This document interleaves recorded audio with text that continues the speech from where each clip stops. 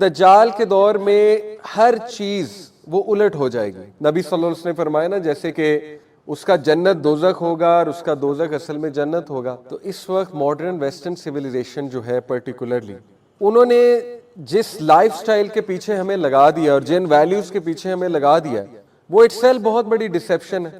ہماری definition change ہو گئی ہیں سکسیس کی, ہماری نالج کی ڈیفینیشن چینج ہو گئی ہے. ہم نالج کسی اور چیز کو سمجھتے ہیں ہے کچھ اور, سکسیس ہم ایک چیز کو سمجھ رہے ہوتے ہیں لیکن قرآنک ڈیفینیشن آف فلاح اور سکسیس ٹوٹلی کچھ اور ہے. اسی طرح آپ دیکھیں کہ ڈیموکریسی اس کو ڈسیپشن کے طور پہ پریزنٹ کیا گیا کہ فریڈم ہے, لیکن اصل میں وہ سلیوری ہے. ماڈرن ڈیموکریسی کا نعرہ لگا کے انہوں نے مسلم کنٹریز کو کانکر کیا لیکن اصل میں انسلیو کیا. تو دیکھیں نا کہ ڈسیپشن اس لیول کی ہے کہ دکھایا یہ جا رہا ہے کہ آزادی دی جا رہی ہے, دکھایا یہ جا رہا ہے کہ تمہارے فائدے کی بات ہے, دکھایا یہ جا رہا ہے کہ بہترین چیز تمہیں پریزنٹ کی جا رہی ہے, لیکن اصل میں وہ سارا کا سارا دجل ہے. اور جیسے جیسے انسان اس میں پڑھتا جائے گا, جیسے جیسے پڑھتا جائے گا تو وہ اصل حقیقت سے دور ہوتا جائے گا, یعنی دین سے دور ہوتا جائے گا. اور یہی اصل میں فتنہ دجال کا بہت بڑا امپیکٹ ہے کہ ایک انسان کو پتہ بھی نہیں لگے گا لیکن وہ اس طرح سے دجل میں انوالو ہو جائے گا, اس طرح ایلوژن میں انوالو ہو جائے گا, ڈسیپشن میں انوالو ہو جائے گا کہ وہ اپنے اصل کو بھول جائے گا, اپنے مقصد کو بھول جائے گا, آخرت کو بھول جائے گا. اور مسلمان ہونے کے باوجود بھی جو حدیث میں آتا ہے نا کہ ایک ایسا وقت آئے گا کہ صبح کو مومن شام کو کافر, یا شام کو مومن صبح کو کافر. مسلمان ہونے کے باوجود وہ ان ویلیوز کو چیز کرے گا, ان فلسفیز اور ازمز اور سکزمز کے پیچھے جائے گا جو ٹوٹلی غیر شرعی ہیں. تو یہ اس میں کوئی دوسری رائے نہیں ہے. میں نے جیسے آپ کو شروع میں بھی کہا کہ اس وقت ہمیں نظر آ رہا ہے کہ یہ جو ماڈرن سویلائزیشن ہے یہ پیور دجالک سویلائزیشن ہے, دجل پر مبنی ایک سویلائزیشن ہے, دھوکے پر مبنی ایک سویلائزیشن ہے. یہ جتنے ازمز اور سکزمز ہیں جن کے پیچھے ہم لگتے ہیں اور ہم سمجھتے ہیں کہ ہم بہت کامیاب ہیں, ہم سمجھتے ہیں کہ ہم بالکل ٹھیک جا رہے ہیں, اصل میں اتنا بڑا دھوکہ ہے کہ خدا نہ خواستہ ایسا نہ ہو کہ ہم اتنا زیادہ ان کے پیچھے چلے جائیں اور جب اینڈ میں آنکھ کھلے تو بہت لیٹ ہو جائے, تب ریپینٹ کرنا بھی بہت لیٹ ہو جائے, اور تب جب اصل دین ہمارے سامنے آئے تو ہم انکار کر دیں. یہی دجل ہے نا کہ ہم اتنا زیادہ متاثر ہو جائیں فتنہ دجال سے, اور جس طرح گلیمرائز کر کے وہ چیزوں کو دکھائے گا, ہم اتنا متاثر ہو جائیں اس لائف سٹائل سے کہ جب اصل ٹھوس دین ہمارے سامنے آئے تو ہم انکار کر دیں, ہم کہیں کہ نہیں یہ تو دین ہو ہی نہیں سکتا. دیٹ از دی الٹیمیٹ دجل, رائٹ. تو بہرحال اب دیکھیے کہ یہ جو ون آئی کا کانسیپٹ ہے کہ دجال ایک آنکھ سے صرف دیکھ سکتا ہوگا, اس کو کچھ سکولرز نے, میں نے آپ کو بتایا, میٹافوریکلی لیا ہے, کچھ نے لٹرل لیا ہے. ہمیں دونوں پاسبلٹیز کو دیکھنا ہے سمجھنے کے لیے. It could be metaphorical, it could be literal, اور ہم اس کو لٹرل بھی لیں گے کہ یس اس کی شکل و صورت ویسی ہی ہوگی جیسے اللہ کے نبی صلی اللہ علیہ وسلم نے فرمایا. لیکن اگر اس کو میٹافوریکلی دیکھا جائے, جیسے کچھ سکولرز بیان کرتے ہیں, ٹو نیم ون, ڈاکٹر اسرار رحمہ اللہ کہتے تھے کہ دجال اور اس کے فالوورز صرف مٹیریل آئی سے چیزوں کو دیکھ رہے ہوں گے, یعنی ان کی جو روحانی آنکھ ہے وہ بند ہوگی, ان کی جو انٹرنل آئی ہے, جو دل کی آنکھ ہے, جو ایک نور ہے, وہ بجھ جائے گا اور انہیں ریالٹی سامنے ہونے کے باوجود بھی نہیں سمجھ آ رہی ہوگی. تو آج ایسے ہی ہے, آپ دیکھیں کہ ہمارے سامنے کلیئر پتہ لگ رہا ہے کہ ایک چیز غلط ہے, لیکن کتنے لوگ اسے غلط کہتے ہیں, بلکہ لوگ اسے فالو کرنے لگتے ہیں, غلط تو دور کی بات فالو کرنے لگتے ہیں. دیکھیں ایک سوشل میڈیا انفلوئنسر ہے, آج وہ نوجوانوں کو نچا رہا ہے اپنی انگلیوں پہ, یعنی وہ کوئی گانا لانچ کرتا ہے سب فالو کرتے ہیں, دس از دجل. وہ کوئی البم نکالتا ہے سارے پیچھے جاتے ہیں, سارے پرچیز کرتے ہیں, یعنی برائی کو پرچیز کیا جا رہا ہے.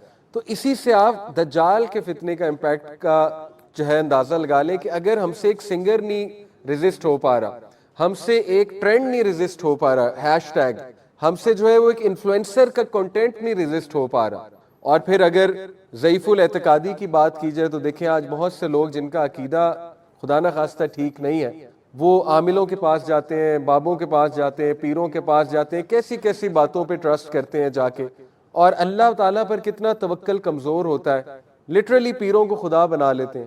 تو دیکھیں وہی بات ہے کہ دجال جب آئے گا تو پھر وہ تو سب سے بڑا پیر ہوگا ان دیٹ سینس, اس کے ہاتھ میں تو پھر بہت سے سلوشنز ہوں گے. تو سمجھ یہ لگی کہ دجال سے بچنے کے لیے عقیدہ سٹرونگ کرنا بہت ضروری ہے, عقیدہ کے بارے میں پڑھنا. اور اس میں میں آپ کو ایک بک بھی ریکمینڈ کر دیتا ہوں, ڈاکٹر بلال فلپس کی بک ہے فنڈامنٹلز آف توحید, بہت اچھی کتاب ہے عقیدہ کے اوپر, جس میں انہوں نے ماڈرن مسائل کو سامنے رکھتے ہوئے عقیدہ پر بات کی. تو دیکھیے عقیدہ سے یہاں پہ مراد ہے توحید.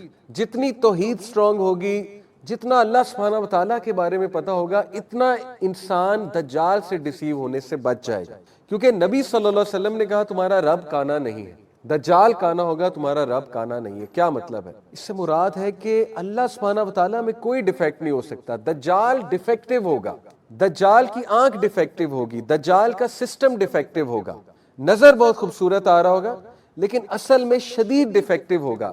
اور کون اس ڈیفیکٹ کو ریکگنائز کرے گا؟ وہی جو اللہ تعالیٰ کو پہچانتا ہے، وہی جو اللہ رسول کی بات کو فالو کرتا ہے، وہی جس کا عقیدہ پختہ ہے، وہ پہچان لے گا اس ڈیفیکٹ کو، کیونکہ اللہ سبحانہ و تعالیٰ میں کوئی ڈیفیکٹ نہیں۔ اور جو اس کے ماتھے کے درمیان کفرہ ہے، obviously اس کی جو سویلائزیشن ہوگی، جو پورا سسٹم ہوگا، وہ بھی کفرہ پر بیسڈ ہوگا، کفر پر بیسڈ ہوگا، کفریہ آئیڈیالوجیز پر بیسڈ ہوگا۔ لیکن obviously وہ ساری ideologies isms and schism will be disguised as something beautiful, something which give freedom۔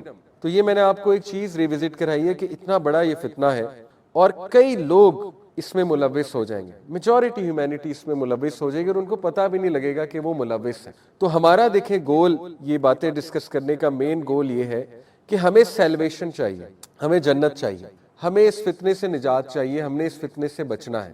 تو اس لیے ہم اس کو اتنی ڈیٹیل میں جو ہے نا وہ ڈسکس کر رہے ہیں انشاءاللہ۔ سو کچھ باتیں جو رہ گئی تھی میں آپ کے سامنے رکھتا ہوں۔ سب سے پہلے میں نے آپ سے ایک بات کی تھی کہ دیکھیں دجال کے ٹائم پہ سیکولر سسٹم آف ٹائم کے لوگ عادی ہو جائیں گے، سیکرٹ سسٹم آف ٹائم سے نکل کے secular system of time follow ہوگا۔ اور میں نے آپ کو اس کی ایک مثال دی تھی، ہمارا جو ایجوکیشن سسٹم ہے وہ سیکولر سسٹم آف ٹائم کے ساتھ باؤنڈ ہے۔ سیکولر سسٹم آف ٹائم کیا ہے؟ کہ ایک خاص ایج تک ہی پڑھنا ہے اور ایک خاص ایج میں جا کے شادی کرانی ہے۔ اس سسٹم کے ساتھ ہم اس بری طرح باؤنڈ ہو چکے ہیں کہ کوئی جلدی نکاح کرنا بھی چاہے، جلدی شادی کرنا بھی چاہے تو اس کے لیے بہت بہت بہت مشکل ہے۔ کوئی بندہ جلدی کمانا بھی چاہے تو اس کا ذہن اتنا بند کر دیا گیا ہے کہ نہیں، ڈگری کے بغیر تم کما ہی نہیں سکتے اور ڈگری سے ہی کمایا جاتا ہے۔ تو دیکھیں یہ اللہ رسول کی لگائی ہوئی لمٹس نہیں ہے، نہ باؤنڈریز ہیں۔ اللہ رسول نے، اللہ سبحانہ و تعالیٰ نے، ایک مرد جب بالغ ہو جاتا ہے، ایک بچہ بالغ ہو جاتا ہے، اس کی شادی کی جا سکتی ہے۔ یہ کوئی لمٹ نہیں ہے کہ پہلے ڈگری کرے گا، مینیجر بنے گا یا بہت پیسے کمائے گا۔ یہ تو سیکولر سسٹم آف ٹائم کے ساتھ ہمیں باؤنڈ کر دیا گیا ہے۔ عورتوں کی عمریں بڑھ رہی ہیں، ان کو باؤنڈ کر دیا گیا سیکولر سسٹم کے ساتھ، ان پہ کچھ لمیٹیشنز لگا دی گئی ہیں۔ اسی طرح سیکولر سسٹم آف ٹائم آپ دیکھیے، وہ ایجوکیشن سسٹم پرانے دور میں کیا ہوتا تھا، میں نے آپ سے لاسٹ ٹائم بھی ڈسکس کیا تھا کہ اجازت سسٹم ہوتا تھا۔ ہمارا جو ایجوکیشن سسٹم تھا وہ اجازت سسٹم پر بیس تھا۔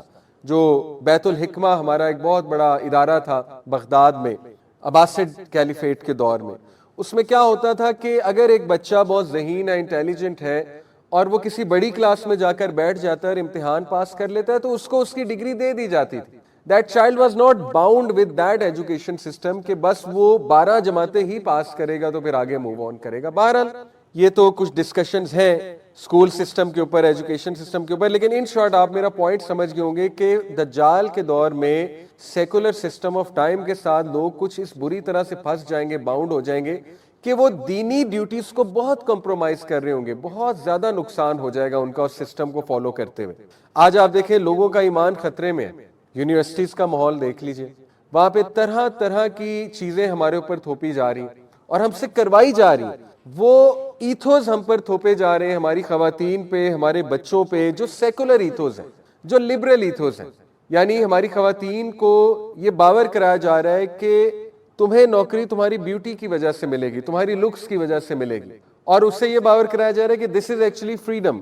یعنی you can be a receptionist, it's a good job obviously, or you can be a saleswoman because you are going to attract the customers through your beauty and the beauty of your voice. Obviously یہ دیکھیں نا کس طرح کا دجل، کس طرح کا دھوکہ unfortunately اس کے ساتھ باؤنڈ کیا جا رہا ہے۔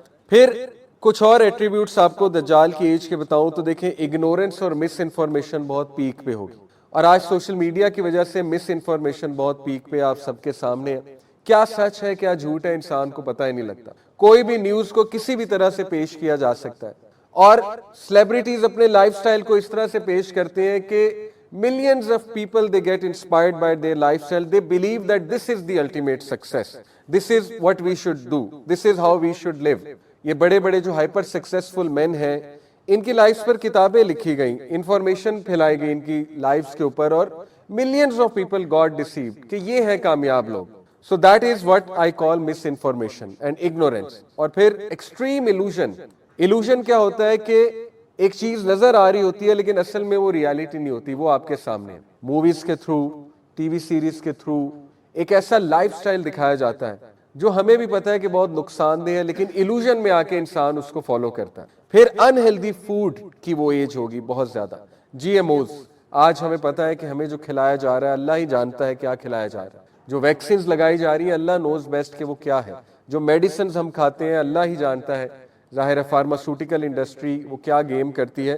لیکن پرٹیکولرلی انہیلدی فوڈ, اس کا اشارہ ملتا ہے حدیث میں کہ اس کے دور میں چیزیں بھی فیک ہوں گی. جس کو ہم ہیلدی چیز سمجھ رہے ہوں گے وہ انہیلدی ہوگی. اسی طرح fake people will have fake identities, people will have fakeness, they will lose genuineness, genuinity جسے کہیں کہ جینون ہونا, they will lose that thing, اور فیک لائف سٹائل ہوگا لوگوں کا. تو آج یہ ساری چیزیں ہمیں اپنی آنکھوں کے سامنے دکھ رہی ہیں, لیکن اس کے باوجود بہت سے لوگ دے آر فالوئنگ اٹ, بہت سے لوگ وہ ان کے پیچھے جا رہے ہیں. کیا وجہ ہے؟ اس وجہ کو انشاءاللہ ہم ایکسپلور کریں گے. نبی صلی اللہ علیہ وسلم نے فرمایا, مسند احمد کی حدیث ہے, Verily preceding the false Messiah will be years of deception. دجال کے آنے سے پہلے جو سال ہے وہ years and years of deception ہوں گے. The truthful are belied, liars are believed. جھوٹوں پر یقین کیا جائے گا, سچوں کو جھٹلایا جائے گا. The trustworthy are discredited, the treacherous are trusted, and the disgraceful speak.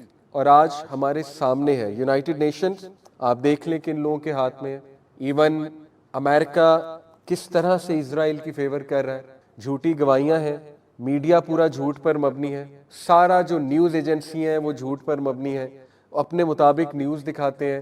ملٹیٹیوڈز of people they get deceived. جو سچ ہوتا ہے اس کو چھپایا جاتا ہے, جو جھوٹ ہوتا ہے اس کو گلیمرائز کر کے دکھایا جاتا ہے, جھوٹا نیریٹو کریٹ کیا جاتا ہے. تو یہ ساری چیزیں جو ایئرز آف ڈسیپشن ہے وہ اس وقت ہمارے سامنے ہیں, اور ڈسیپشن بڑھتی جا رہی ہے, کم ہونے کی بجائے بڑھتی جا رہی ہے. تو یہ ہمارے نبی نے وارن کیا کہ فالس مسائح سے پہلے ڈسیپشن بہت عام ہو جائے گی. آپ دیکھیے, democracies in reality slavery. Natural food جس کو نیچرل ہم کہتے ہیں, that is in fact in reality G M O, genetically modified food. Vaccination is a hoax obviously. And then جو ٹیلی ویژن پہ ہے نیوز وغیرہ لگتی, تب سے لگتے ہیں, ہمیں پتہ ہے وہ فیک ویژن ہے سارا. اور پھر بینک, جو بینکنگ سسٹم ہے, جو سودی نظام ہے, وہ کتنی بڑی ڈسیپشن ہے. اللہ تعالیٰ نے سود کو تباہ کرنے کا جو ہے وہ قرآن مجید میں ذکر کیا کہ سود کو ڈسٹروائے کر دے گا اللہ تعالیٰ. سود پر مبنی سویلائزیشنز کو اللہ تعالیٰ ڈسٹروائے کر دے گا. ہم سود کو برکت سمجھتے ہیں, ہم ربا کو سمجھتے ہیں کہ ہم امیر سے امیر ہو رہے ہیں, we are getting richer and richer, اور ویسٹرن لائف سٹائل ہمیں اٹریکٹ کرتا ہے. یہاں پر بات میں کلیئر کر دوں, دیکھیں جب بھی میں ویسٹ کی بات کرتا ہوں تو میں ان لوگوں کی بات نہیں کر رہا, ویسٹ میں بھی بہت اچھے اچھے لوگ ہیں. ہم یہاں پر سسٹم کی بات کر رہے ہیں, اس کلچر کی بات کر رہے ہیں جو ہمیں بہت اٹریکٹ کرتا ہے, وہاں کے لائف سٹائل ہمیں بہت اٹریکٹ کرتا ہے. We want to settle over there, but little do we know کہ وہاں پر فتنہ دجال زیادہ پیک پر ہے. لٹل ڈو وی نو کہ وہاں پر فتنہ دجال میں ملوث ہونے کے زیادہ chances, because those are the countries جہاں پہ ڈائریکٹ اس کا رول ہے, ڈائریکٹ اس کا امپیکٹ ہے. بہرحال تو یہ ہمارے سامنے کچھ چیزیں ہیں کہ appearance and reality will be opposite to each other. اسی طرح حدیث سے پتہ لگتا ہے کہ دجال ایک بہت بڑا انٹلیکچوئل پیرالیسس کرے گا ہیومینٹی پر. میں نے آپ کو بتایا کہ دیکھیں, if you look at all the humanity, خدا نہ خواستہ when you look at them, آپ کو احساس ہوتا ہے کہ انسانیت ڈمب سے ڈمب ہوتی جا رہی ہے. یعنی دیکھیں نا, لینگویج میں ڈمب ہوتے جا رہے ہیں ہم. کسی دور میں لینگویج ہماری اچھی ہوتی تھی, اب فضول لینگویج کو کول سمجھا جاتا ہے. F words, S words, slang, اس کو لینگویج سمجھا جاتا ہے. گبرش کو لینگویج سمجھا جاتا ہے. یعنی جتنی گالم گلوچ ہوگی, جتنی اس میں آپ کہہ لیں پروفینٹی ہوگی, اور موویز میں چیزیں دکھائی جاتی ہیں, اس کو کول بن کے پریزنٹ کیا جاتا ہے. اسی طرح آپ دیکھیے کہ جتنی امورل ہے ایک چیز, اس کو اتنا پسند کیا جاتا ہے. تو دس شوز کہ واقعی ہیومینٹی پہ اتنا بڑا انٹلیکچوئل پیرالیسس لگا ہوا ہے کہ ہیومن بینگ نے شاید سوچنا سمجھنا ہی چھوڑ دیا. ہم کسی چیز کو فالو کرنے سے پہلے نہیں سوچتے کہ ہم اس چیز کو فالو آخر کیوں کر رہے ہیں, اس چیز سے ہمیں ملے گا کیا. آپ دیکھیں کہ لوگ ایسے ایسے چینلز کو فالو کرتے ہیں جو چینلز کلیئر ہے کہ ان کی مورل ویلیوز بھی خراب کر رہے ہیں, اور جو کلیئر ہے بہت زیادہ کہ ان کی آخرت کو بھی خراب کر رہے ہیں. آپ ٹک ٹاک کی مثال لے لیجئے, لوگ ٹک ٹاک پر اکاؤنٹ بناتے ہیں اور کس طرح سے پیسے کماتے ہیں, یعنی اتنی ڈم ہو چکی ہے ہماری جنریشن کہ ان کو سمجھ ہی نہیں آ رہی کہ اصل میں سکسیس کیا ہے، اصل میں مورل ویلیوز کیا ہے۔ کسی دور میں آپ دیکھیں لوگوں کو کتابیں پڑھنے کا شوق تھا، آج کی ہماری جنریشن آپ دیکھ لیں وہ کس قسم کے شوق پالے ہوئے اور ان کو کن چیزوں کا شوق ہے۔ یعنی وہ تباہی خود پیسے دے کر خرید رہے ہیں، ان کو پتا ہے یہ چیز غلط ہے، ان کو پتا ہے یہ چیز میرے لیے ٹھیک نہیں ہے، لیکن still they are buying it out, still they are subscribing to these things۔ تو یہ ہے وہ میسو انٹلیکچوئل پیرالسس جو ہیومینٹی پر آ چکا ہے کہ ہیومن بینگ نے سوچنا سمجھنا چھوڑ دیا اور لوگ پھنسے ہوئے ہیں، کرتے جا رہے ہیں بس for the sake of living, they are just living, کہ چلنے دو ایسا ہی ہے۔ آپ کے سامنے ہے دا گریٹر اسرائیل، اس کا جو پلان ہے اس پر انہوں نے عمل کرنا شروع کر دیا ہے اور اس پروجیکٹ کو مکہ مدینہ تک لے جانے کا ارادہ رکھتے ہیں۔ نبی صلی اللہ علیہ وسلم نے فرمایا کہ دجال بہت تیزی سے ٹریول کرے گا دنیا میں، یہاں تک کہ وہ مکہ مدینہ تک بھی جائے گا۔ تو آبویس سی بات ہے کہ جو گریٹر اسرائیل کا پلان ہے اس میں پورا مڈل ایسٹ شامل ہے، حتیٰ کہ اس میں مکہ مدینہ بھی شامل ہے۔ تو نبی صلی اللہ علیہ وسلم نے فرمایا کہ دجال جب مکہ مدینہ پہنچے گا تو وہاں کے جو گیٹس ہیں، انویزیبل گیٹس، وہاں پہ اینجلز گارڈ کر رہے ہیں، تو اینجلز اسے وہاں داخل نہیں ہونے دیں گے الحمدللہ۔ یعنی مکہ مدینہ میں جو لوگ ہیں وہ سیف ہیں اس دور میں جب دجال آ چکا ہوگا۔ اور پھر دجال پیر مارے گا وہاں پہ زور سے تو ایک زلزلہ آئے گا اور جتنے بھی منافقین ہیں مکہ مدینہ میں وہ باہر آ جائیں گے۔ اور حدیث میں یہ مینشنڈ ہے کہ عورتیں خصوصاً اس دور میں وہ سب سے زیادہ دجال کو فالو کریں، اور اس دور میں اس علاقے میں خاص طور پہ مکہ مدینہ کا ذکر ہے، یہاں تک کہ ایک شخص اپنی عورتوں کو زنجیر سے باندھے گا کہ اس کے پیچھے نہ جاؤ، لیکن وہ پھر بھی باہر نکلیں گے، وہ پھر بھی جائیں گے۔ تو ثابت ہوا کہ مکہ مدینہ میں کچھ ایسے لوگ موجود ہوں گے جو دجال جب پیر مارے گا، زلزلہ آئے گا، تو وہ وہاں سے نکل کے دجال کو جوائن کر لیں۔ باقی حدیث میں یہ بھی ذکر ملتا ہے کہ وہ جو علاقہ ہے اور ماڈرن دور میں وہ علاقہ ایران کا علاقہ، اصفہان کا جو علاقہ ہے، وہاں سے بھی دجال کے فالوورز آئیں گے اور 70,000 جوز کا ذکر آتا ہے کہ وہ دجال کو فالو کریں گے۔ اور یہ بات بھی صاف ظاہر ہے حدیث سے کہ دجال کے پیرالل امام مہدی ہوں گے، اور امام مہدی جو ہے وہ مسجد اقصیٰ میں موجود ہوں گے جب دجال مسجد اقصیٰ پہ اٹیک کرنے جائے گا، اور اسی دوران حضرت عیسیٰ علیہ السلام جو ہے ان کا نزول ہوگا، اللہ تعالیٰ ان کو واپس بھیجیں گے عیسیٰ علیہ السلام کو، اور پھر عیسیٰ علیہ السلام جو ہے وہ ظاہر ہے ان کو کہا جائے گا کہ نماز کو لیڈ کریں، لیکن امام مہدی کو ریکویسٹ کریں گے کہ نہیں آپ ہی لیڈ کیجئے، اور اس کے بعد حضرت عیسیٰ علیہ السلام دجال کو ماریں گے اپنے نیزے سے۔ اللد ایک جگہ ہے، وہاں پر ذکر آتا ہے کہ وہاں پر ماریں گے، اور وہاں پہ اب ایئرپورٹ ہے اسرائیل کا، اسرائیل میں ہے وہ اللد جو جگہ ہے۔ تو دیکھیں یہ احادیث are very clear کہ اس دور میں دجال کا ایکسپینشن کا پلان ہوگا، دجالی سویلائزیشن کو مزید ایکسپینڈ کرنے کا، اور امام مہدی بھی آ چکے ہوں گے۔ اور یہاں سے یہ بھی بات جو ہے وہ اس کی طرف اشارہ ملتا ہے جو کہ ایک خوشخبری ہے کہ اس وقت شاید اسرائیل جو ہے وہ ختم ہو چکا ہوگا، کیونکہ امام مہدی ول بی ان مسجد اقصیٰ، وہاں پہ مسلمان ہوں گے، تو یہ اس بات کی طرف اشارہ ملتا ہے۔ لیکن کرنٹلی جو آخر الزمان کی سیٹنگ ہے اس میں ہم کس طرف اس وقت موجود ہیں، کس فیز میں جا رہے ہیں، وہ فیز ہے جو گریٹر اسرائیل بنانے کا فیز ہے۔ بہرحال ڈسکریج ہونے کی بات نہیں ہے اگر حدیث میں کچھ ایسی باتیں مینشنڈ ہیں کہ جیوز دوبارہ سے قابض ہوں گے مسجد اقصیٰ پہ، جیروسلم پہ، اور پھر پھیلائیں گے اس پلان کو۔ اس کا ہرگز یہ مطلب نہیں کہ مسلمان ہاتھ پر ہاتھ دھرا بیٹھا رہے اور کچھ بھی نہ کرے۔ انفیکٹ مسلمان کو ڈیفینیٹلی اس دور میں جو بھی کرے گا اس سسٹم کے خلاف، اس پر کوئی آواز بھی بلند کرے گا تو وہ بہت بڑی بات ہے اس دور میں۔ تو آپ لوگ کبھی بھی ڈسکریج نہ ہوئیے گا کہ یہ چیزیں تو چونکہ حدیث میں مینشنڈ ہے، یہ تو ہونی ہی ہونی ہے، تو ہمارا کیا فائدہ، دیکھیں کیا پتہ ہمیں کل موت آ جائے، اللہ نہ کرے۔ اور نبی صلی اللہ علیہ وسلم کی وہ جو حدیث ہے کہ اگر تم دیکھو قیامت آ رہی ہے پھر بھی ایک بیج کو بو، اس امید سے کہ پودا نکلے گا۔ آپ دیکھیں قیامت آ رہی ہے، بیج بونے کا کیا فائدہ، حدیث ہے۔ یہ ہے پازیٹیو تھنکنگ کہ مسلمان کو حکم ہے چینج ایجنٹ بننے کا، ریگارڈلیس قیامت آ رہی ہے، تمہارا کام ہے بیج بونا، پودا نکالنا تمہارا کام ہے۔ تو دیکھیں ہم نے اپنی عاقبت کے لیے ایفرٹ کرنی ہے، جو ہونا ہے وہ ہونا ہے، وہ تو اللہ سبحانہ و تعالیٰ کی مرضی ہے، لیکن ہم نے بیج بونا ہے، ہم نے ڈسکریج نہیں ہونا، ہم نے اپنی نسلوں پہ کام کرنا ہے انشاءاللہ تعالیٰ، ہم نے گیو اپ نہیں کرنا، ہم نے اپنی فیملیز پہ کام کرنا ہے، فتنہ دجال سے بچا جا سکتا ہے، ہم نے ایز اے کمیونٹی اس پر ورک کرنی ہے انشاءاللہ تعالیٰ۔ تو ڈسکریج ہونے کی کوئی ضرورت نہیں ہے انشاءاللہ تعالیٰ، مسلمانوں کو ہی وکٹری دے گا اللہ سبحانہ تعالیٰ۔ ہم نے انشاءاللہ وہ فیملی بنانی ہے، وہ اولاد پیدا کرنی ہے، وہ اولاد بنانی ہے جو امام مہدی کے سپورٹرز ہوں گے، جو امام مہدی کی وہ جو روڈ بنے گی انشاءاللہ تعالیٰ اس میں کچھ حصہ ڈالیں گے۔ دیٹ شوڈ بی آور گول۔ باقی جو دجال کا فتنہ ہے اس کے سلوشن انشاءاللہ اس کی طرف بھی ہم آتے ہیں، اور اس سے پہلے کچھ اور تھریٹس کے اوپر اگر بات کروں، دیکھیں احادیث سے پتہ لگتا ہے کہ انسانیت کی ایکسٹریم ڈیپینڈنسی ہوگی دجال کے اوپر، ایکسٹریم ڈیپینڈنسی، کیونکہ وہ سسٹم بہت زیادہ اٹریکٹیو ہوگا۔ اور اس کی میں آپ کو مثال دیتا ہوں کہ ایک اسکالر سے کسی نے پوچھا نا کہ دیکھیں جی اس کے تو ماتھے پہ کفرہ لکھا ہوگا تو یہ تو صاف پڑھا جائے گا، تو کیسے ایک بندہ سٹل اسے فالو کرے گا؟ انہوں نے بڑا اچھا جواب دیا کہ دیکھو تم اپنی آنکھوں سے دیکھتے ہو سگریٹ کے ڈبے پہ لکھا ہوتا ہے کہ تمباکو نوشی صحت کے لیے مضر ہے، اور تم ایون کینسر کی پکچرز دیکھتے ہو سگریٹ پہ بنے ہوئے، لیکن کوئی فرق نہیں پڑتا لوگ سگریٹ پیتے ہیں کیونکہ سگریٹ اتنا زیادہ ایڈکٹیو ہے۔ تو جب سگریٹ اتنا ایڈکٹیو ہو سکتا ہے تو اس کی جو پوری تہذیب ہے، اس کے جو طور طریقے ہیں، وہ جس طرح کے کرتب دکھائے گا، وہ جس طرح سے لوگوں کو فیمن کے دوران کہے گا کہ مجھ سے لو میں تمہیں دیتا ہوں، میں دولت دینے والا ہوں، میں شہرت دینے والا ہوں، تو پھر ظاہر ہے کہ لوگ اس کی سویلائزیشن کے بھی اتنے ایڈکٹ بن چکے ہوں گے کہ ان سے فتنہ دجال سے بچنا بہت مشکل ہو جائے گا۔ اسی طرح لوگوں کے ریلیجس بلیفز کو وہ کرپٹ کرے گا، بہت زیادہ کرپٹ کرے گا۔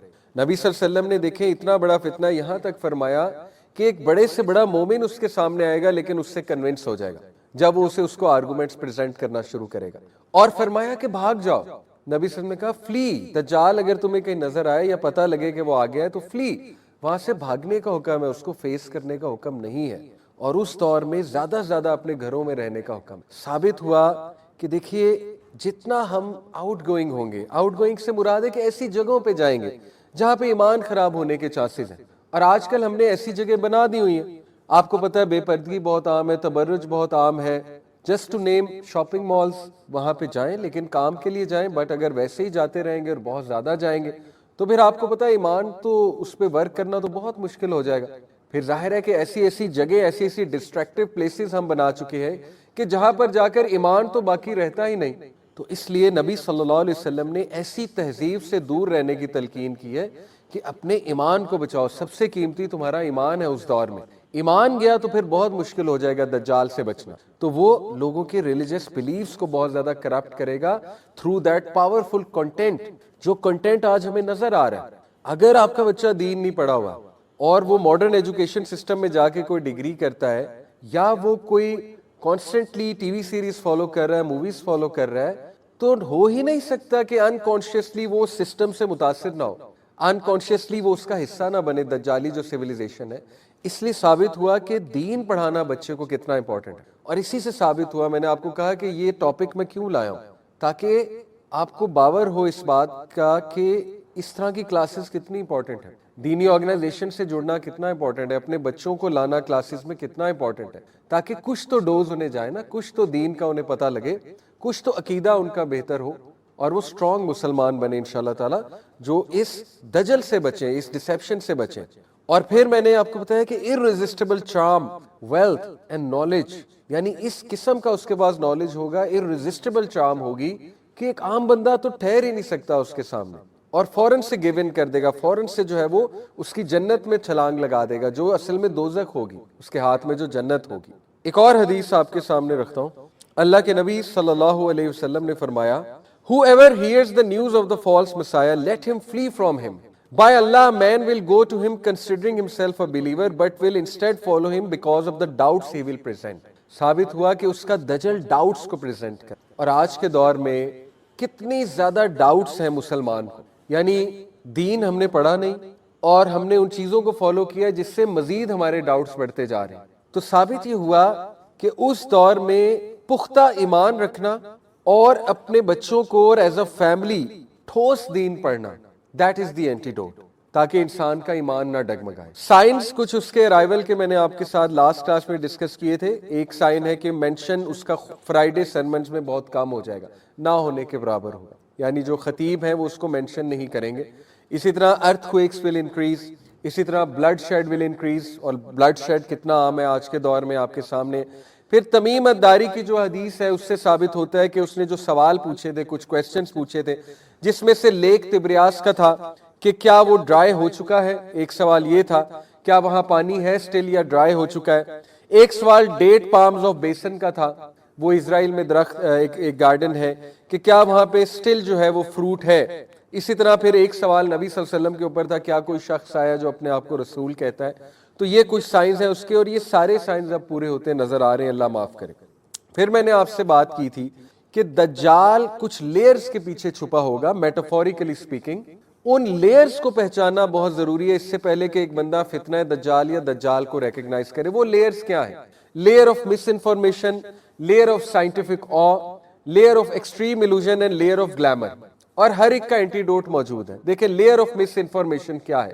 مس انفارمیشن کہتے ہیں کہ سچ کو جھوٹ کے ساتھ مکس کرنا, زیادہ جھوٹ ہونا, کچھ سچ ہونا, لیکن لوگ سمجھے کہ سب کا سب سچ ہے, اس کو کہتے ہیں مس انفارمیشن. اور modern media is all about miss information. تھوڑی سی بات پکڑتے ہیں, صحیح بات پکڑتے ہیں اور اس کو مکس اپ کرتے ہیں جھوٹ کے ساتھ, اور لوگ یہ سمجھتے ہیں کہ اصل میں یہی سچ ہے. Multitudes of humanity they have been deceived by the modern isms and اسکزمز.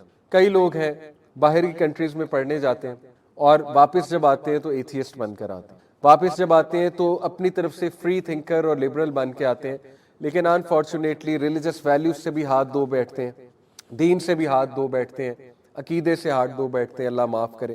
تو دیکھیے اس کا سلوشن کیا ہے مس انفارمیشن کا. اگر آپ مس انفارمیشن سے بچنا چاہتے ہیں تو ٹھوس قرآن اور حدیث کا مطالعہ ضروری, تاکہ آپ لوگوں کو پتہ لگے کہ ریالٹی کیا ہے. قرآن مجید ریالٹی بتاتا ہے. جیسے ابھی میں سورہ کہف آپ کے سامنے رکھوں, عقیدہ, اسٹرانگ عقیدہ, ہو از اللہ. اسی طرح لیئر آف سائنٹیفک آ, دیکھیں وہ سائنٹزم کا دور ہوگا. سائنٹزم از a religion.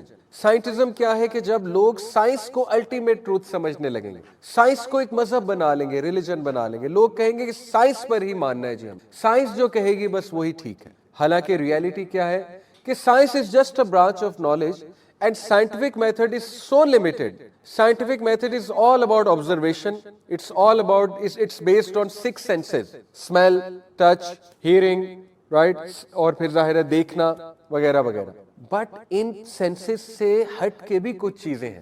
Meta physical world بھی تو ایک ہے, ہارٹ بھی تو کوئی چیز ہے نا, قلب بھی تو کوئی چیز. تو ظاہر ہے کہ جب انسان ہر چیز کو سائنس کی نظر سے دیکھنا شروع کرے گا تو یہی تو دجالیت ہے کہ وہ ایک ہی آنکھ سے دیکھ رہا ہے, وہ مٹیریل آنکھ سے ہی دیکھ رہا ہے, آبزرویشن کی آنکھ سے ہی دیکھ رہا ہے, اور جو روحانی آنکھ ہے وہ اس نے بند کر لی ہوئی ہے. آج آپ کو پتہ ہے کئی لوگ ماڈرنزم کے چکر میں, لبرلزم کے چکر میں, ماڈرن بننے کے چکر میں, انفیریورٹی کمپلیکس میں, دے سے I only believe in science, بس سائنس پر ہی ہم بلیو کرتے ہیں. حالانکہ ان کی اپنی ڈگری بی کام ہوتی ہے, بیچلرز ان کامرس, سائنس پڑھا بھی نہیں ہوتا ہے, لیکن وہ کہتے ہیں کہ بس we are believers in science. تو سوال یہ پیدا ہوتا ہے کہ سائنس تو اتنی لمیٹڈ ہے, سائنس آج کسی بات کو صحیح کہہ رہی ہے, کل اسی بات کو غلط کہہ دیتی ہے. سائنس تو آج سے 50 سال پہلے سگریٹ کو کہتی تھی بالکل ٹھیک ہے, آج خود ہی ثابت کر رہی ہے کہ سگریٹ جو ہے وہ غلط ہے. تو سائنس از ایور گروئنگ, اور یہ خوبصورت بات ہے سائنس کی. سائنس ایک ڈائنامک چیز ہے, سائنس گرو کرتی ہے. لیکن سائنٹزم کیا ہے کہ سائنس کو ریلیجن سمجھ لینا, کہ جس سائنس جو کہے گی وہ ہم مان.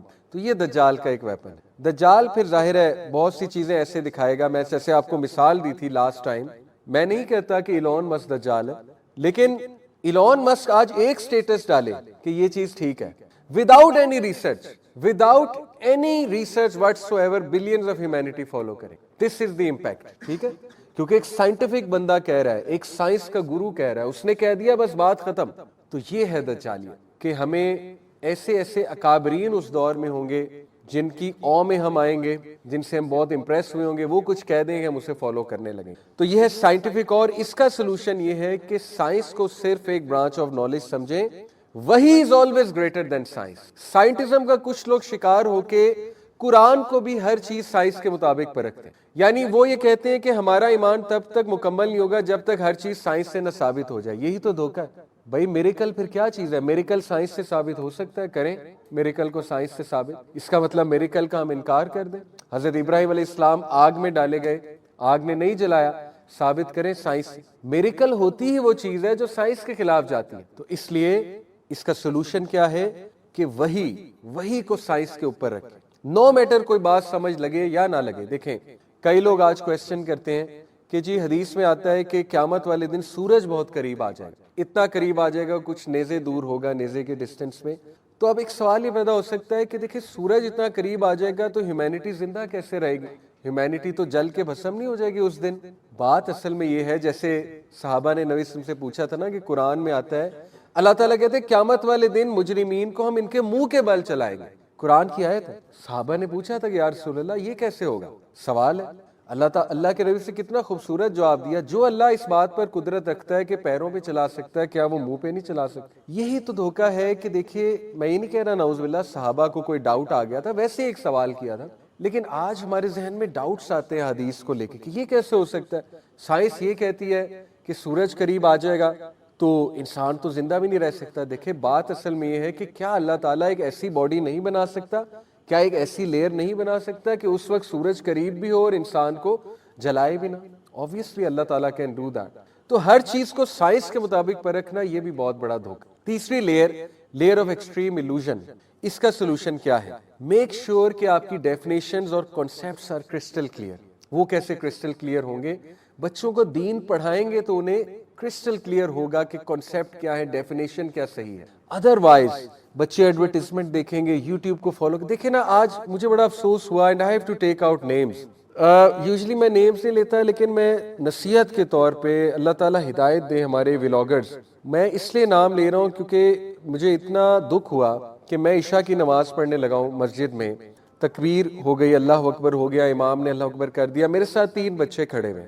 وہ 3 بچے ڈکی بھائی کے ولاگ کی بات کر رہے ہیں. نماز کھڑی ہو چکی ہے، میں بھی اللہ اکبر کرنے لگا ہوں، میرے ساتھ کھڑے ہوئے اس کی گاڑی کے اوپر بات کر رہے ہیں کہ تجھے پتا ہے اس سے وہ والی گاڑی لے لیا اور تو نے اس کی گاڑی دیکھی. نماز کھڑی ہو چکی ہے and they are talking about these things. غصہ تو مجھے بہت چڑھا کہ ان کو لگاؤں نماز کے بعد ایک، لیکن میں نے بس تھوڑا سا صبر کرتے ہوئے بڑے پیار سے ان سے بات کی کہ بیٹا نماز شروع ہو گئی تھی، آپ لوگ ایسے بات نہ کیا کرو.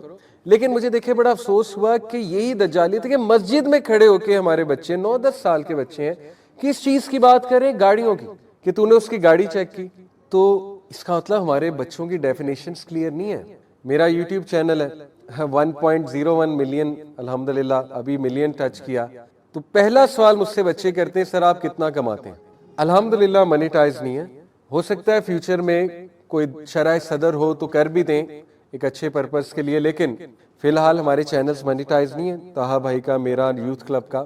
تو پہلا سوال ہی ہوتا ہے، بلکہ مجھ سے حیران ہو کے پوچھتے کہ آپ کیوں نہیں کرتے منیٹائز؟ تو میں نے کہتا ہوں کہ بھائی پیسے سے بھی کچھ چیزیں امپورٹنٹ ہوتی ہیں، سمجھنے کی کوشش کرو. ہر چیز پیسہ تو نہیں ہوتی نا. پہلا سوال یہ کرنا کہ پیسے آپ کتنے کماتے ہیں. تو یہی تو وہ ایلوژن ہے، پیسہ پیسہ پیسہ، پیسے کے پجاری بن جائیں گے تو سب سے پہلے دجال کو سجدہ کریں گے کیونکہ پیسہ تو یوں بہائے گا نا.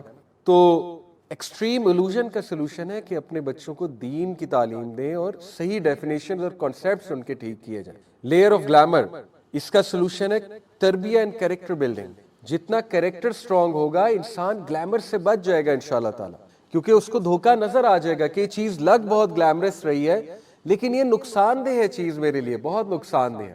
دیٹس ہاؤ ریزیلینس ہو انسان کے اندر، اس کے اندر سیلف کنٹرول ہو. یہ ہے نا وہ کریکٹر ٹریٹس جو ہم نے اپنے بچوں میں ڈالنے.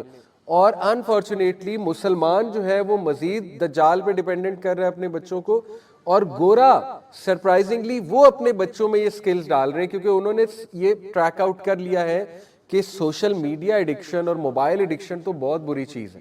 ہماری تو جنریشنز ختم ہو جائیں گی. چائنا نے یہ ٹریک آؤٹ کر لیا، جاپنیز نے ٹریک آؤٹ کر لیا ہے. وہ لمٹس لگا رہے ہیں اپنے لوگوں پہ، ٹک ٹاک پہ لمٹس لگا رہے ہیں، آن لائن گیمنگ پہ لمٹس لگ رہی ہیں، انٹرنیٹ یوز پہ لمٹ لگ رہا ہے، پیرنٹنگ ایسی کری جا رہی ہے، پیرنٹس کو وارن کیا جا رہا ہے کہ اپنے بچوں کو ان چیزوں سے بچائیں. لیکن آپ کو پتا ہے کہ انفارچونیٹلی مسلمان ظاہر ہے گوروں کو جب فالو کرتا ہے تو ان سے 10 سال پیچھے ہوتا ہے. ہمیں نظر آ گیا کہ ان کے معاشرے میں ان کے کیا کیا اثرات آئے ہیں ان چیزوں کے. ہم ابھی تک ان چیزوں کے پیچھے جا رہے ہیں، ہم پیرنٹنگ نہیں لرن کر رہے. ہم میں سے کتنے پیرنٹس ہیں جنہوں نے پیرنٹنگ کے اوپر کوئی کورس کیا ہوا ہے، کوئی کتاب پڑھی ہوئی ہے؟ آپ کی سوچ ہے گورے اس پہ کتنا کام کر رہے ہیں. میں انہیں فالو کرتا ہوں، ان کے کنٹینٹ کو. بلا کا کام ہے پیرنٹنگ کے اوپر، بیکاز دے ریئلائز کہ چلے دین تو ان کے پاس نہیں ہے، ہم تو لکی ہیں ہمارے پاس دین ہے. وہ سٹل ایفرٹس کر رہے ہیں کہ ہم نے اپنے بچوں کو، اپنی جنریشنز کو بچانا ہے. وہ آپ کو پتا ہے نیچرل وے آف لائف کی طرف جا رہے ہیں. منیملزم کی پوری موومنٹ کبھی سرچ کیجئے گا، وہ منیملسٹک ہو رہے ہیں. دے نو کہ یہ جو ماڈرن سیویلائزیشن ہے اس کے چیلنجز کیا ہیں. ہم نے منیملزم کی طرف جانا ہے. پوری ایک موومنٹ ہے منیملسٹک موومنٹ جس میں نیچر کی طرف ٹرن کرنا ہے. They are growing their own vegetables, they are keeping their own animals. Farm houses بنا رہے ہیں، وہاں پہ مرغیاں پال رہے ہیں، بکرے پال رہے ہیں، بھینسیں پال رہے ہیں. انہیں پتہ نہیں کیا چیز کھلائی جا رہی ہے. obvious سی بات ہے تو دیکھیں ثابت یہ ہوا کہ دجال کے دور میں بچنے کے لیے نیچر کے قریب ہونا بہت ضروری ہے, نیچرل چیزوں کی طرف جانا جو ہے وہ بہت ضروری ہے. اب لاسٹلی انشاءاللہ ٹھوس سلوشن, یہ تو میں نے آپ کو پن پوائنٹ کر کے کہ لیئر آف مس انفارمیشن کا کیا سلوشن ہے, قرآن اور حدیث کا نالج. لیئر آف سائنٹیفک آ کا سلوشن ہے کہ سائنس کو, سائنٹزم کی طرف مت جائیں, سائنس کو بس ایک سبجیکٹ کے طور پر لیں اور وہی کو ہمیشہ پریفرنس دیں سائنس کے اوپر. Layer of extreme illusion, make sure your concepts and definitions are clear. And layer of glamour, strong character building ہمارے بچوں کی انشاءاللہ تعالی. لاسٹلی سورہ کہف. سورہ کہف میں 4 سٹوریز ہیں, اور ایک اور بھی میں فتنے کی طرف آپ کی توجہ دلا دوں جو اے آئی کا فتنہ ہے, آرٹیفیشل انٹیلیجنس کا. ٹرانس ہیومنزم, کبھی اس کو سرچ کیجئے گا, ٹرانس ہیومنزم. یہ پوری ایک موومنٹ ہے ویسٹ میں, transhumanism. Transhumanism is basically the movement of singularity, that machines and human beings will become singular. یہ وہی کانسیپٹ ہے جو ٹرمینیٹر مووی میں دکھایا گیا ہے کہ machines will rule the world. اور آپ دیکھیں کہ اے آئی سکیری طور پر جو ہے وہ اس وقت ہیومن انٹیلیجنس کو سرپاس کر رہا ہے. یعنی اے آئی جو ہے وہ اس لیول پر جا چکا ہے کہ میٹا اے آئی آپ نے چیک کیا ہوگا, ایون میسنجر میں اب میٹا اے آئی ہے, اس سے آپ کچھ کہیں وہ سرچ کر کے بھی دے دیتا ہے, اور کوئی پوسٹر بنوانا چاہیے پوسٹر بھی بنا کے دے دیتا ہے. یعنی human creativity is at danger. اور یہی انٹلیکچوئل پیرالیسس ہے نا کہ ہر چیز ہیومن بینگ مشین سے کروائے گا, اور مشین پر اتنا ڈیپینڈنٹ ہو جائے گا کہ اس کی اپنی کریٹیوٹی ختم ہو جائے گی, اور وہ جو نیچرل ایک وے آف لائف تھا جس سے اس کی نشو و نما ہوتی ہے وہ اس سے بہت دور چلا جائے گا. تو یہ جو blending of machines and human beings ہے, دس از ویری اسکیری. اور آپ کو ایک عجیب بات بتاؤں کہ ٹرانس ہیومنزم کی جو فاؤنڈر ہے, جو خاتون ہے, اس کا میں آپ کے سامنے تذکرہ کرتا ہوں. اس کا جو والد ہے, اس کے اوپر کبھی آپ خود بھی سرچ کیجئے گا, اس کا جو والد ہے یہ چرچ آف سیٹن کا ایک ممبر تھا, لیفٹیننٹ کرنل مائیکل ایکوائنو. تو اس کی جو بیٹی ہے وہ اصل میں ٹرانس ہیومنزم کی فاؤنڈر ہے. تو اس سے ثابت بیسکلی یہ ہوتا ہے کہ ٹرانس ہیومنزم بھی ایک سیٹنسٹ ایجنڈا ہے. دیکھیں ہر وہ چیز شیطان کے لیے بہت کام کی چیز ہے, مؤثر چیز ہے. بلکہ ابھی پچھلے دنوں میں نے ایک ویڈیو دیکھی, آپ کو پتا ہے آج کل ایسی ویڈیوز لوگ بنا رہے ہیں کہ وہ اے آئی سے جا کر پوچھ رہے ہیں کہ اے آئی if you were Satan how will you deceive people. تو وہ اے آئی پورا جواب دیتا ہے کہ میں کیسے ڈیسیو کرتا, اور وہ ایگزیکٹ وہی جواب ہے جو قرآن میں اللہ تعالیٰ نے شیطان کے جو ہے نا وہ بتائے ہوئے ہتھ کنڈے کہ میں اس طرح کرتا. اور یقین کریں اے آئی نے جواب دیا, میں نے ویڈیو دیکھی کہ میں میوزک انڈسٹری کے تھرو ڈیسیو کرتا سب سے پہلے لوگوں کو, کیونکہ میوزک بہت اٹریکٹیو ہے, لوگوں کو میوزیکل ٹونز بہت اٹریکٹ کرتی ہیں. تو میں میوزیکل انڈسٹری میں گھستا سب سے پہلے, اس کے بعد میں میڈیا کے تھرو ڈیسیو کرتا, اس کے بعد میں لوگوں کو مس انفارمیشن کے تھرو ڈیسیو کرتا. اسی طرح ایک ویڈیو میں نے دیکھی کہ میٹرکس سے نکلنے کا suggest ways to get out of matrix. Matrix آپ کو پتا ہے نا یہ ایک ٹرم ہے جو گورے یوز کرتے ہیں, آپ کو پتا ہے ایلیکس اسٹیٹ نے بہت یوز کیا میٹرکس ایک ٹرم. میٹرکس بھی یہ دجالی ایک آپ کہہ لیں دنیا, اس کو میٹرکس گوروں کی ٹرم میں کہا جاتا ہے. تو اے آئی سے پوچھا گیا کہ اگر میٹرکس سے جان چھڑوانی ہے تو کیا کرنا پڑے گا. تو اے آئی نے جواب دیا کہ زیادہ سے زیادہ نیچر کے قریب جاؤ, ایکسرسائز کرو, اپنی ڈائٹ بہت اچھی کرو, اور ہر مین سٹریم چیز سے دور رہو. اے آئی جواب دے رہی ہے کہ سمپل طریقہ میٹرکس سے دور رہنے کا, ہر مین سٹریم بلیف اور مین سٹریم چیز سے دور رہو, کیونکہ مین سٹریم میڈیا ان کے ہاتھ میں. جو چیز مین سٹریم آپ کو آ رہی ہے اور مین سٹریم کی طرف آپ کو لگایا جا رہا ہے, تو سیدھی سی بات ہے کہ کہاں پہ آپ کو لگایا جا رہا ہے. دیکھیں اب تو اے آئی اتنا سمارٹ ہو گیا کہ وہ یہ سلوشن دے رہا ہے, لیکن ہیومن بینگ پہ انٹلیکچوئل پیرالیسس. اے آئی کو سمجھ آ گئی لیکن ہیومن بینگ, آرٹیفیشل انٹیلیجنس کو سمجھ آ گئی, لیکن جو ریئل انٹیلیجنس ہے اس کے ذہن میں بات نہیں آ رہی کہ لوگ کس طرح سے ڈیسیو ہو رہے ہیں. بہرحال سلوشن کی طرف کوئکلی آتے ہیں انشاءاللہ تعالیٰ. دیکھیں ایجنڈا جو ہم نے ڈسکس کیا اس کو میں تھوڑا سیٹنزم کے ایجنڈے کے ساتھ بھی ریلیٹ کرتا ہوں. سیٹنزم کا ایجنڈا بہت کلیئر ہے. سیٹن کا وہ قرآن مجید میں بھی مینشنڈ ہے, corrupting God's creation to the کور. انسان کو نیچرل لائف سے اتنا دور لے جانا, اس کو لٹرلی مشین بنا دینا, اس کی کریشن ہی چینج کر دینا, اس کی ہر چیز اپوزٹ کر دینا. یہ تو شیطان نے سورہ نساء ورس نمبر 119 میں 4 جو پرومسز کیے تھے ان میں سے ایک یہ تھا کہ اے اللہ میں ان کی تخلیق کو چینج کروں گا. اور وہ آج آپ کے سامنے ہے کہ ہماری روٹینز اپوزٹ ہو چکی ہیں, یعنی رات کو ہم جاگتے ہیں, صبح کو ہم اٹھتے ہیں, یہ تخلیق ہی چینج ہونا ہے نا, فطرت سے دور جانا. اور ہمیں بری چیزیں اچھی لگنے لگی ہیں, اچھی چیزوں سے ہم دور بھاگتے ہیں. ہم جس چیز کو نالج سمجھ رہے ہیں وہ نالج نہیں ہے اصل میں, اور جو اصل نالج ہے اس کی طرف ہم جا نہیں رہے ہیں, یعنی جو وحی کا علم ہے. ٹھیک ہے, تو یہی تو وہ کرپشن ہے. اسی طرح وداؤٹ اے سول روحانیت کو ختم کرنا ہے. میں نے آپ کو ایک بک ریکمینڈ کی تھی, اس بک کا نام وہ ہے لبرل ایجوکیشن کے اوپر ہے, اس کا سوری میرے ابھی ذہن سے نام نکل کے باہر ہے. ہارورڈ کے ریٹائرڈ ڈین نے, ہارورڈ کالج کے ریٹائرڈ ڈین نے وہ کتاب لکھی ہے, ہیری آر لیوس اس کا نام. اس کتاب کا جو لبے لباب ہے وہ ہے کہ does liberal education have a future. ہاں, اس کتاب کا نام ہے ایکسیلنس وداؤٹ سول, ہارورڈ کے فارمر ڈین نے لکھی ہوئی ہے. تو اس میں وہ آرگیو کرتا ہے کہ لبرل ایجوکیشن کا مقصد ہی انسان کی روحانیت ختم کرنا ہے. اور کتنے لوگ لبرل اداروں میں جا کے ڈسیو ہو جاتے ہیں, روحانیت سے دور چلے آتے ہیں. یہ مذہب چھوڑو, خدا کس نے دیکھا ہے, آخرت کس نے دیکھی ہے, کسی نے آ کے بتایا تو نہیں نا کہ آخرت ہوگی. صرف باڈی پر غور کرو, صرف مٹیریل ایسپیکٹ پہ غور کرو, صرف دنیا پہ غور کرو, دنیا بنا لو. یہی دجالیت ہے. اور end of humanity as we know it, humanity کو ختم کرنا, ہیومن ٹریٹس کو ختم کرنا, اور الٹیمیٹلی ہیومن بینگ کو مشین بنا دینا. تو جو سلوشن ہے جی, سورہ کہف, امیزنگ سلوشن. نبی صلی اللہ علیہ وسلم نے مختلف احادیث میں سورہ کہف کو مینشن کیا. آپ لوگ یہ سوال کر سکتے ہیں, ایک حدیث میں آتا ہے کہ پہلی 10 آیات جو یاد کرے گا وہ دجال کے فتنے سے بچ جائے. ایک حدیث میں آتا ہے جو آخری 10 آیات یاد کرے گا. ایک حدیث میں پوری سورہ کہف کا ذکر ہوتا ہے. اب کوئی پوچھ سکتا ہے یہ تو کانٹرڈکشن ہے, آخر کیا کریں, پہلی 10 آیات, آخری 10 آیات, یا پوری سورہ کہف پڑھیں, کیا کریں؟ اسکالرز اس کا بڑا خوبصورت جواب دیتے کہ ہمارے دین میں اتنی وسعت ہے, ہمارا دین اتنا ایزی ہے, اور سب کا خیال کیا ہے دین نے, کہ جو انسان 10 آیات شروع کی یاد کر لے گا وہ بھی انشاءاللہ بچ جائے گا, جو آخری 10 یاد کر لے گا وہ بھی بچ جائے گا, جو پوری سورہ کہف پڑھ لے گا وہ بھی بچ جائے گا. یعنی سب کو فائدہ ہے. اب دیکھیں کچھ لوگ ہیں وہ پوری سورہ کہف نہیں پڑھ سکتے, میں بھی بزی ہوں. ہمارے دین میں کتنی وسعت ہے, کتنی خوبصورتی کہ پہلی 10 پڑھ لو, اگر بزی ہو پہلی 10 یاد کر لو. کوئی لوگ آخری 10 پڑھیں گے, کوئی لوگ پوری سورہ کہف پڑھ لیں گے. تو یہ تو ہمارے دین کی خوبصورتی ہے, یہ کانٹرڈکشن نہیں ہے. ٹھیک ہے, نبی صلی اللہ علیہ وسلم نے لچک دے دی کہ پڑھو تو صحیح نا, اتنا تو کرو. تو دیکھیں سورہ کہف میں ایسا کیا ہے کہ اینٹیڈوٹ ٹو دجال ہے. پہلی بات, ہر جمعے کو سورہ کہف پڑھا کریں, تلاوت, اور یہ لیسنز بھی مائنڈ میں لایا کریں. 4 سٹوریز ہیں سورہ کہف. پہلی سٹوری ہے پیپل آف کیو, اصحاب کہف. اصحاب کہف کون تھے؟ یہ بیسیکلی چند نوجوان تھے, زیادہ گمان یہی ہے کہ 7 تھے, اب کتنے تھے واللہ علم, لیکن 7 کے اوپر زیادہ گمان جاتا ہے. اور ایک ان کا کتا تھا. تو یہ اس دور کے بادشاہ سے جو رومن ایمپرر تھا, اور زیادہ اوتھینٹک بات یہ کہ حضرت عیسیٰ کے یہ فالوور تھے, اور یہ موحد تھے اس دور کے, توحید پر ایمان لے آئے تھے. تو اس دور کا جو ظالم بادشاہ تھا, جو رومن ایمپرر تھا, وہ ان پر بہت زیادہ مظالم کرتا تھا, موحدین پر اس دور کے. تو یہ بھی چند جو لوگ تھے, اس پہ بائی دا وے ایک مووی بھی بنی ہوئی ہے یوٹیوب پہ, سابقہ پرانی مووی ہے, تھوڑا سا پرنٹ اس کا پرانا ہے لیکن ٹھیک ہے, اچھی ہے. تو بہرحال یہ جو 7 لوگ تھے, بیسیکلی اس مووی کے مطابق یہ 6 لوگ تھے, بعد میں راستے میں جاتے ہوئے انہیں گڈریا ملا اور اس کا کتا ملا, تو یہ 7 ہو گئے. اللہ نوز بیسٹ تعداد کیا تھی, لیکن ہمارے لیے جو لیسن ہے وہ اصل مقصود ہے.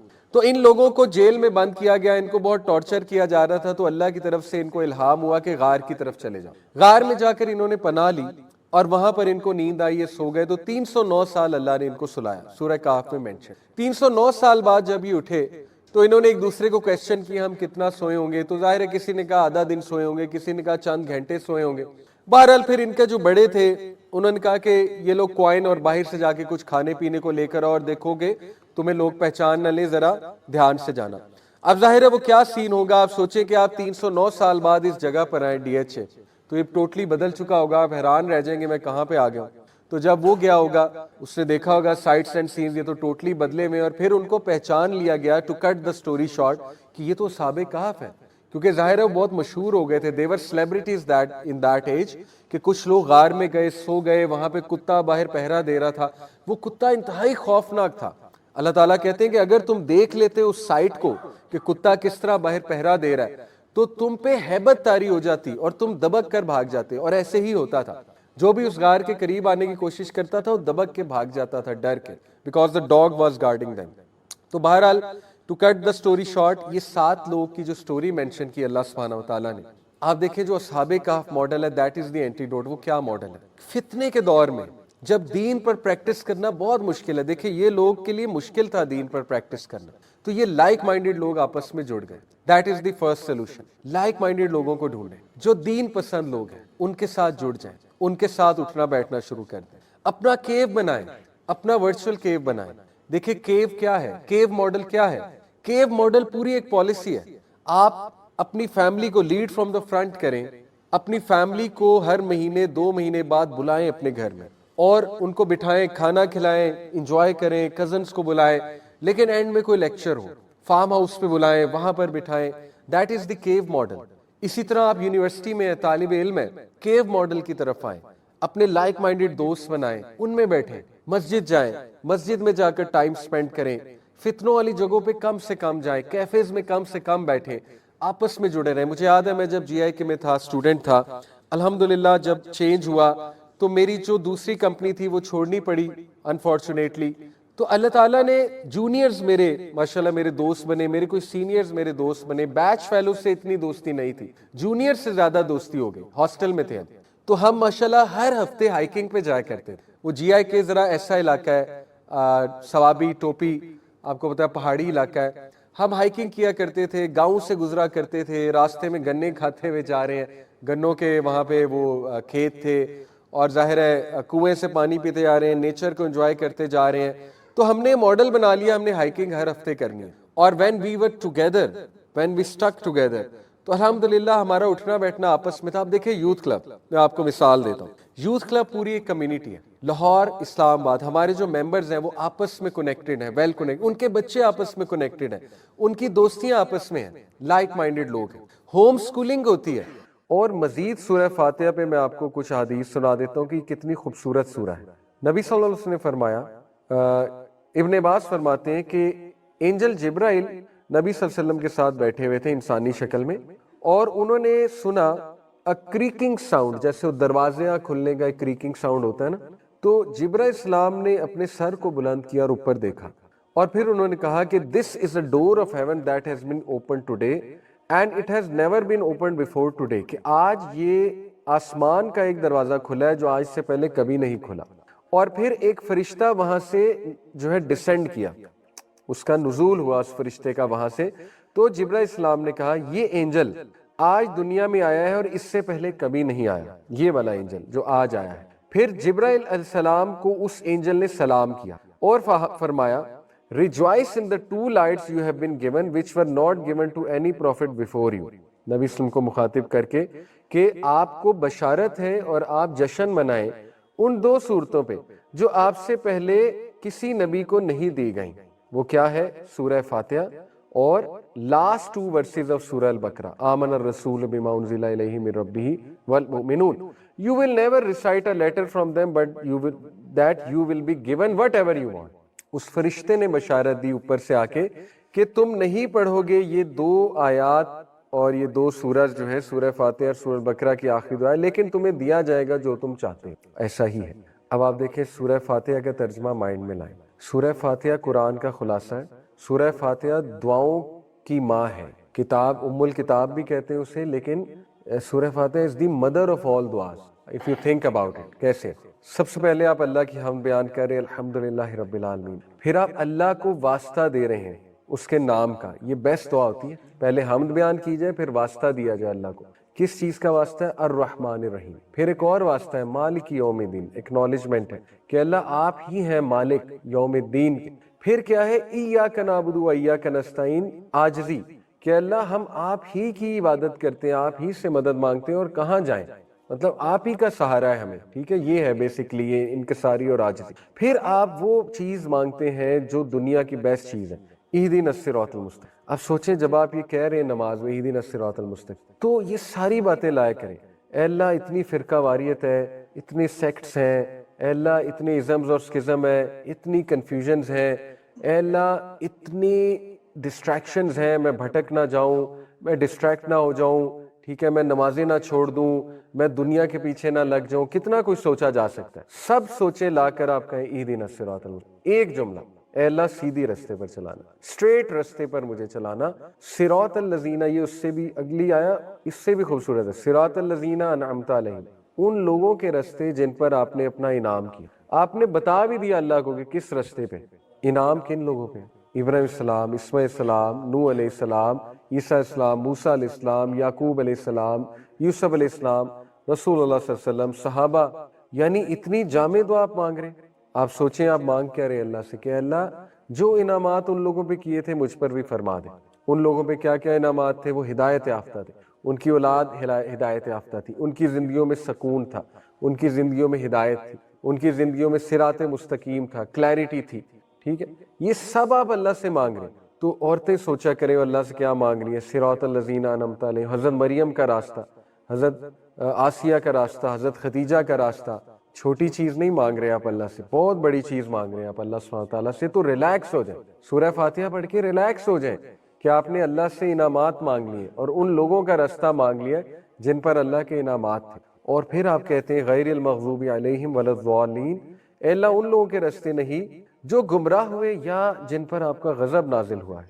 اب غضب والے آپ کو پتہ ہے کہ یہود پہ غضب نازل ہوا، بنی اسرائیل، اور گمراہ جو ہے وہ کرسچنز ہیں.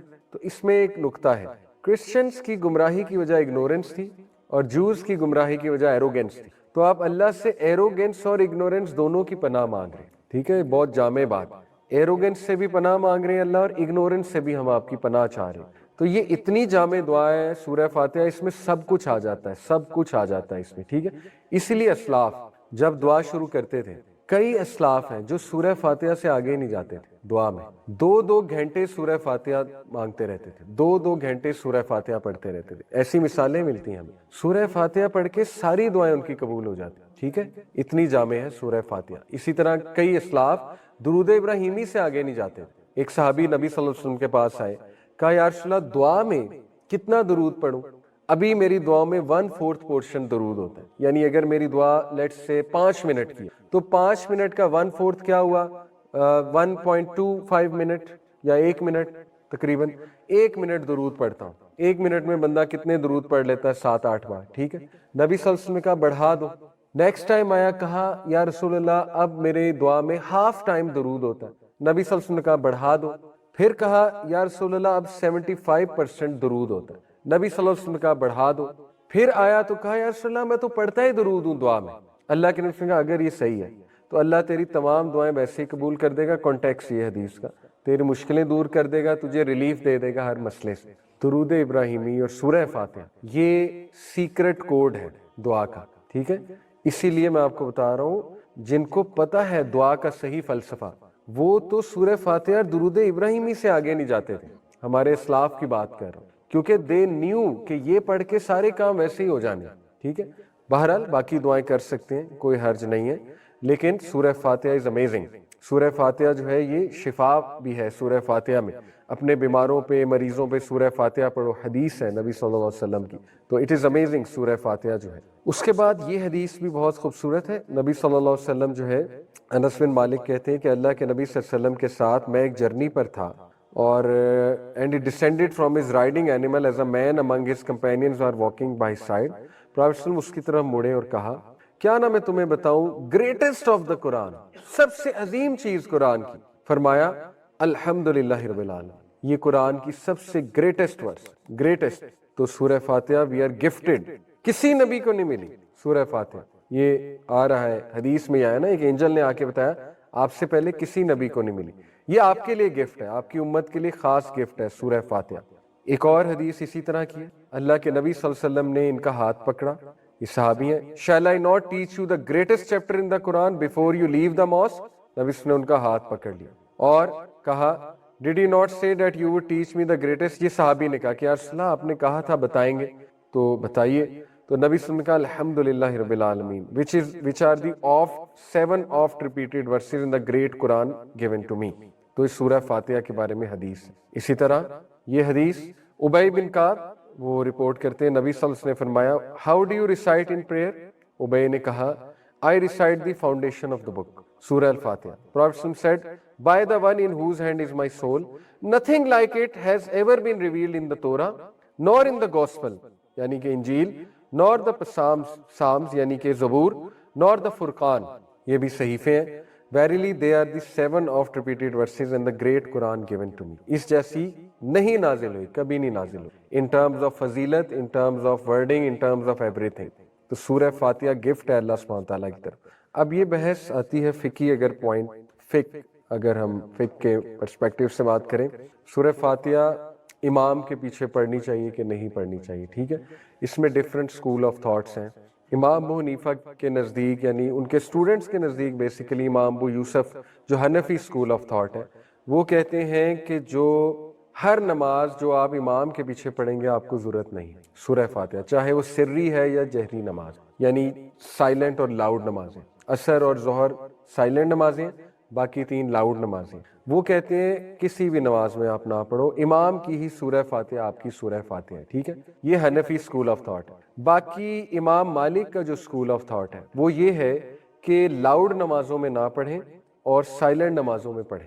ٹھیک ہے, یہ امام مالک کا اسکول آف تھاٹ. امام شافعی اور امام احمد بن حنبل دونوں کا اسکول آف تھاٹ ہے کہ پڑھنی ہے, اور کب پڑھنی ہے اصل میں وہ پھر اماموں کی بھی ٹریننگ وہی کرتے ہیں. امام شافعی کے اسکول آف تھاٹ میں امام کو چاہیے کہ سورہ فاتحہ بہت ٹھہر ٹھہر کے پڑھے. اور آپ نے جو شافعی امامز ہیں, کبھی آپ عرب کنٹریز میں گئے ہیں تو وہ سورہ فاتحہ اسی طرح پڑھتے ہیں, جیسے الحمدللہ رب العالمین کے بعد وہ سائلنٹ ہو جاتے ہیں 3-4 سیکنڈ کے لیے. کیوں؟ کیونکہ ان کا اسکول آف تھاٹ ہے کہ پیچھے والے پڑھ لیں تاکہ ٹکراؤ نہ ہو. کیونکہ قرآن میں آتا ہے نا کہ جب قرآن پڑھا جا رہا ہو تو آپ نہ بولو. تو اس حدیث کو لے کے بھی امام ابو حنیفہ اور ان کے اسٹوڈنٹس کہتے ہیں نا کہ سورہ فاتحہ جب پڑھی جا رہی تو آپ پیچھے کیوں ریپیٹ کر رہے ہیں. ٹھیک ہے, ٹکراؤ آ رہا ہے نا قرآن سے. تو اس کو خیر امام بخاری نے اس کا جواب دیا ہے. امام بخاری اس کے قائل تھے نا کہ ہر نماز میں آپ نے پڑھنی ہے, تو اس کا جواب انہوں نے یہ دیا تھا نا کہ ایکسیپشن از دیئر, یعنی کچھ احادیث میں جب خود ہی ایکسیپشن مل جائے ہمیں تو وہ حکم لاگو نہیں ہوتا جو قرآن کا سورہ الاعراف میں حکم ہے نا کہ جب قرآن پڑھا جا رہا ہو تو خاموشی سے سنو تاکہ تم پہ رحم کیا جائے. یہ ہے وہ آیت. تو وہ یہ کہتے ہیں کہ دیکھیں سورہ فاتحہ اس کی ایکسیپشن ہے کہ وہ آپ نے پڑھنی ہے امام, لیکن اس کا بیسٹ طریقہ ہے کہ امام, اس کے 2 طریقے ہیں. ایک امام شافعی والا کہ امام خود ٹھہر ٹھہر کے پڑھے. پاکستانی مساجد میں کچھ امام ہیں ٹھہر ٹھہر کے پڑھتے ہیں, آپ نے نوٹ کیا ہوگا. شاید وہ اسی لیے اس طرح کرتے ہیں کہ پیچھے کچھ لوگ اگر پڑھ رہے ہیں تو وہ ساتھ پڑھ لیں. دوسرا طریقہ ہے کہ جب امام پڑھ چکا ہو تو پھر آپ پڑھ لیں. وہ بھی کچھ امام کرتے ہیں کہ وہ سورہ فاتحہ پڑھنے کے بعد 5-6 سیکنڈ چپ رہتے ہیں. ٹھیک ہے, اور سورہ اگلی سٹارٹ نہیں کرتے, وہ بھی اس لیے کہ پیچھے والے پڑھ لیں. لیکن ہمارے ہاں آپ کو پتہ ہے زیادہ تر مساجد میں سورہ فاتحہ بہت تیز پڑھی جاتی ہے اور اس میں کوئی گیپ نہیں دیا جاتا, اور نہ ہی سورہ فاتحہ کے بعد سورہ میں کوئی گیپ دیا جاتا ہے, فوراً سورہ شروع ہو جاتی ہے. اس کیس میں کیا کریں؟ اس کیس میں پھر مجبوری ہے. دیکھیں میں جس اسکول آف تھاٹ کا قائل ہوں میں اپنا بتا دیتا ہوں. میں اس کا قائل ہوں کہ ہر نماز میں پڑھنی چاہیے, چاہے لاؤڈ ہو چاہے سائلنٹ ہو. ٹھیک ہے, باقی امام مالک کا اسکول آف تھاٹ کچھ لوگ ان کو فالو کرتے ہیں, امام مالک کو, اور کافی مزید ائمہ کرام ان کی بھی رائے امام مالک والی ہے کہ یہ والی رائے معتدل ہے. لیکن پرسنلی سپیکنگ میرے مطابق یا جتنے اسکالر سے میں نے پوچھا ہر نماز میں سورہ فاتحہ پڑھ لینی چاہیے. ٹھیک ہے, سری ہو یا جہری ہو. اب سوال یہ پیدا ہوتا ہے کہ وہ ایک حدیث ہے, نبی صلی اللہ علیہ وسلم نے فرمایا کہ ایک صحابہ پڑھا کرتے تھے نا اللہ کے نبی کے پیچھے سورہ فاتحہ فجر کی نماز میں. نبی صلی اللہ علیہ وسلم نے پوچھا کہ یہ کیا کرتے ہو تم لوگ؟ تو صحابہ نے فرمایا ہم آپ کے پیچھے پڑھتے ہیں. تو نبی صلی اللہ علیہ وسلم نے فرمایا کہ آپ جو ہے وہ, ابو ہریرہ کے غالباً یہ قول ہے کہ دل میں پڑھ لیا کرو, نفس میں پڑھ لیا کرو, یا نبی صلی اللہ علیہ وسلم کے الفاظ ہیں, ابھی میرے سامنے سوری وہ حدیث نہیں ہے. کچھ لوگ اس کو کوٹ کرتے ہیں, کہتے ہیں دیکھیں یہاں پہ منع فرما دیا. ٹھیک ہے, منع نہیں فرمایا اصل میں. نفس, یہ جو اسکالرز اس کے قائل ہیں کہ امام کے پیچھے آپ نے پڑھنی, وہ یہ کہتے ہیں کہ یہاں جو نفس سے مراد ہے, نفس میں پڑھ لیا کرو, اس سے مراد ہے محاورتاً آہستہ پڑھ لیا کرو, اونچی نہ پڑھا کرو کہ امام نہ ڈسٹرب ہو. یہ بات ہے. منع جو فرمایا گیا تھا وہ یہ تھا کہ اونچی نہ پڑھو تاکہ امام نہ ڈسٹرب ہو. نفس کے اندر پڑھو سے مراد ہے آہستہ پڑھا کرو. اس سے یہ مراد نہیں ہے کہ دل میں, دیکھیں نا اگر دل میں پڑھنا ہے تو پھر باقی نماز بھی آپ دل میں پڑھیں. پھر امام کے پیچھے آپ سبحان ربی الاعلیٰ بھی نہ کہیں, پھر تو یہ بھی بات بنتی ہے نا, وہ بھی پھر دل میں کہیں. اس طرح پھر آپ اتحیہ بھی نہ پڑھیں, وہ بھی امام کے پیچھے پڑھیں. اور پھر آپ خود سوچیں کہ جماعت میں تو نماز پڑھنی ہے. According to, with all due respect, امام ابو حنیفہ کا جو اسکول آف تھاٹ ہے, according to Hanafi school of thought, اگر آپ ساری عمر باجماعت نماز پڑھ رہے ہو, اس کا مطلب آپ نے فرض نماز میں سورہ فاتحہ کبھی پڑھی نہیں. تو یہ تو ویسے بھی بات عجیب نہیں لگتی کہ اگر آپ فرض نماز پڑھ رہے ہو, ہاں جو 4 رکعت ہے اس میں بعد میں بھی نہیں پڑھنی آپ نے, کیونکہ وہ سائلنٹ ہو گیا, تو تب بھی نہیں پڑھنی کیونکہ وہ بھی امام کے پیچھے آپ کی بھی ہو رہی. اس کا تو مطلب ہے کہ آپ نے ٹیکنیکلی سورہ فاتحہ کبھی پڑھی ہی نہیں فرض نماز میں. تو یہ تو عجیب لگتا ہے اگر جماعت سے پڑھی ہے. اس لیے میرے خیال میں کہ وہ ویو ویک ہے, وہ ویک بھی ہے اور رسک بھی ہے بہت بڑا. تو آج جو معتدل اوپینین ہے وہ ایک امام مالک کا کہا جاتا ہے، اور سیفسٹ اوپینین آئی بلیو یہ ہے کہ آپ پڑھ لیں، اور انشاءاللہ اللہ نوز کہ آپ پڑھنا چاہ رہے ہیں تو امام کے پیچھے آپ پڑھ لیں۔ اب امام گیپ نہیں دے رہا تو اس سے ریکویسٹ کی جا سکتی ہے مے بی امام سے کہ اگر آپ موقع دیں ہم پیچھے آپ کے پڑھ لیں، امام کو فیڈ بیک دی جا سکتی ہے، لیکن میرے خیال میں سورہ فاتحہ جو ہے وہ پڑھ لینی چاہیے۔ تو یہ ایک فقہی پوائنٹ اس کے بارے میں، سورہ فاتحہ کے بارے میں جو ہے وہ ہمیں ملتا ہے۔